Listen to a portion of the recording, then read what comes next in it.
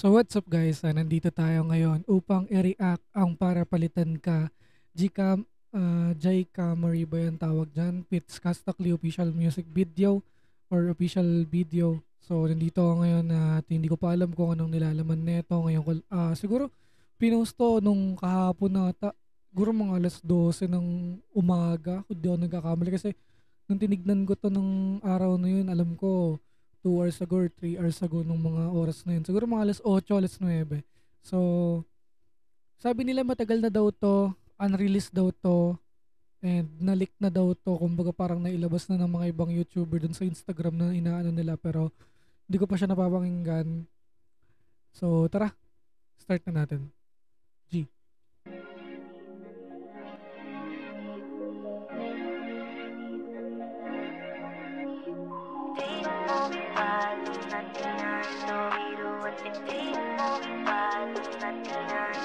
So, ibig sabihin, parang ang chorus dito yung babae. Feeling ko lang.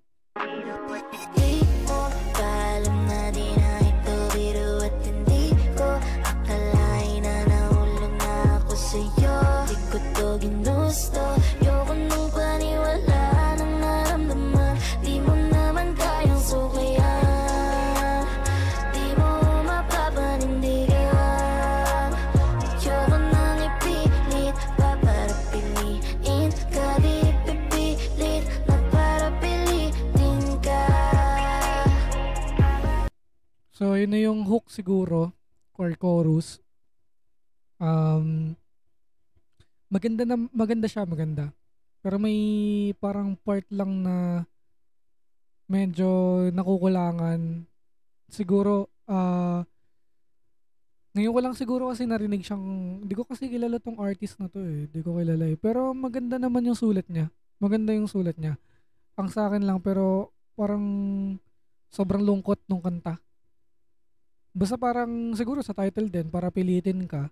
So kumbaga parang wala na yon, parang hindi na ako doon para pilitin ka ganun. Parang ano kasi ito sad song siya or parang para sa mga mahilig magsenti ganun. So tuloy natin. Anyways.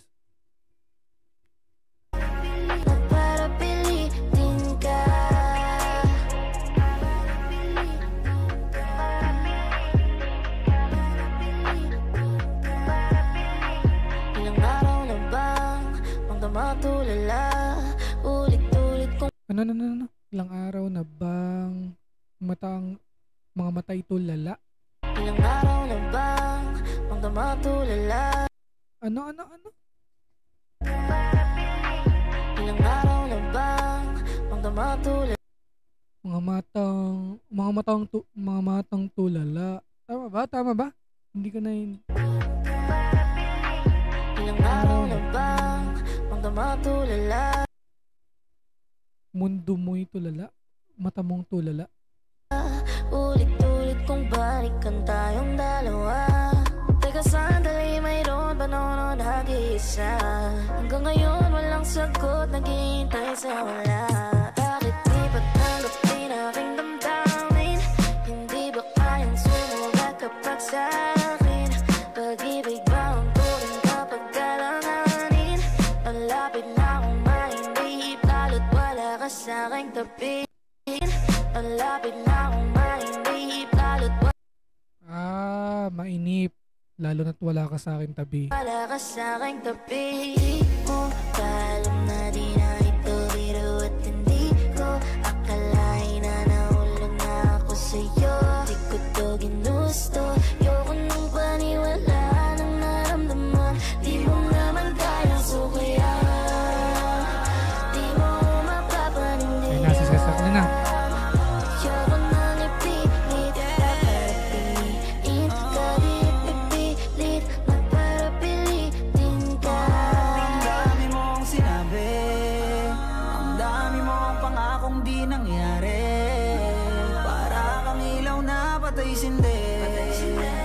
Unti-unti nang nawala yung mga lambing mo na nakasanayan ko. Sunod-sunod yun. Dami mong sinabi, ang dami mong pangakong di nangyari. Para kang ilaw na patay sindi. Unti-unti nang nawala yung mga mga lambing mo na nakasanayan ko. Hindi ka rin pala mapupunta sa akin. Ibig sabihin di ko napakailanganin na maggantay ng matagal dahil wala rin. Hindi mo rin pala ko trip, di mo na sana pinakilig, yeah. Hindi mo rin naman ako trip. Pwede sana di mo na lang pinakilig. God damn! Sa pool na sa pool. Ang mga... Ay, wag na tayo sasabihin dyan. Pero sa pool na sa pool, yung mga taong mahilig magpakilig. Pero hindi naman pala gusto ng tao na yun. Ewan mo ba? Ulitin natin yung verse. By the way, pasensya na. Pero sa reaction video na to kasi, hindi ko kilala yung nagko-chorus. Pero maganda naman yung chorus niya eh. At sa akin lang, may so opinion ko to, siguro may improve pa naman eh.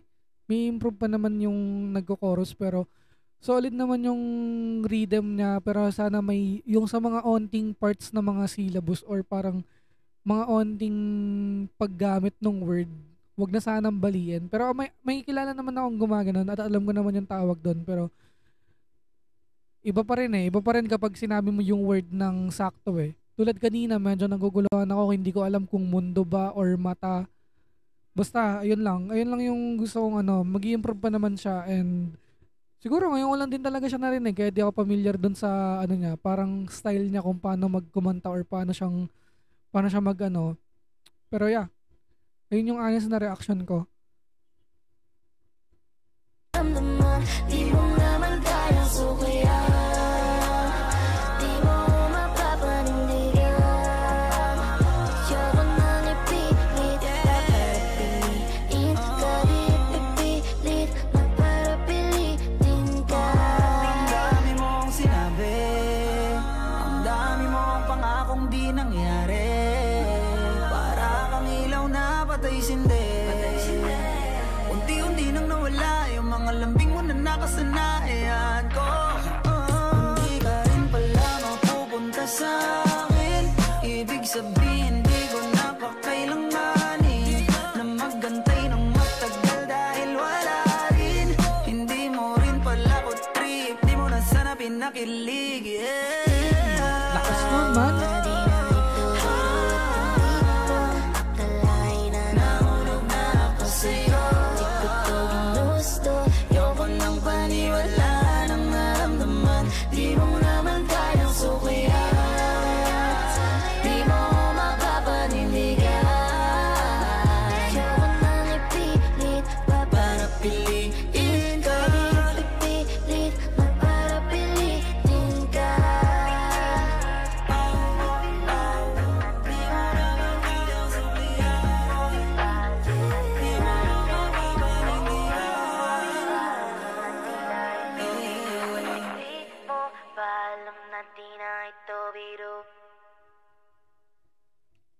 So yun, ay! Sabi ko na eh, familiar siya. Alam ko siya yung nag-cover nung kanta ni Flo G na Sabi ko na familiar eh. Siya yung siya yung mga nagko-cover ng mga kanta ng mga ng tulad niyan, tulad nung Sining, tapos yung kay Flo G yata, yung Rapstar ata yun. Oh, siya nga yun. Kaya pala sabi ko, ba't parang familiar yung niya. Nag-iba kasi siguro siya ng buhok. Oo, nag-iba nga siya. Nagpagupit siya siguro. Hindi ko nakakilala. Pero alam ko siya yun eh. Oo, siya yun. So, ayun. This is my reaction video para sa akin. Yung para palitan ka. And tulad ng sabi ko, hindi talaga siguro nag-rap yung babaeng to eh. Pero maganda yung boses niya. And sa kantan to, medyo, yun nga, tulad ng sabi ko, yung mga paggamit ng mga word, medyo hindi talaga, may mga part na parang sobrang kailangan mo pa siyang ulitin para mas maintindihan mo ulit.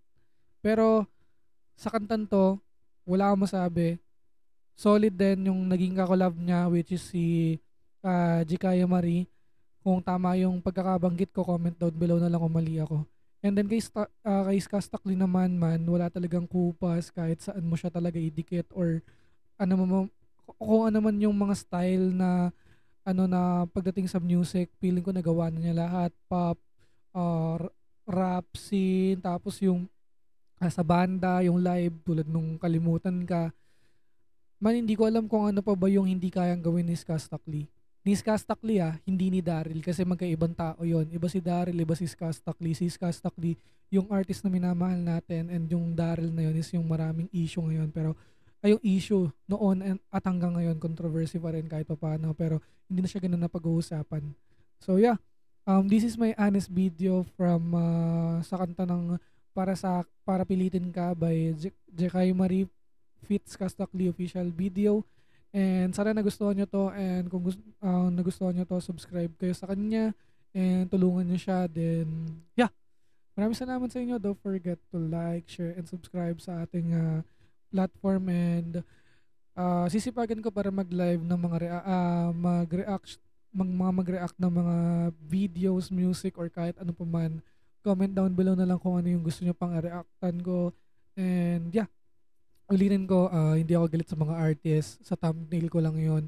And maraming na-clickbait dun sa Kalimutan Ka reaction video. So yeah, maraming salamat sa inyo, and see you sa mga susunod na reaction video. Bye!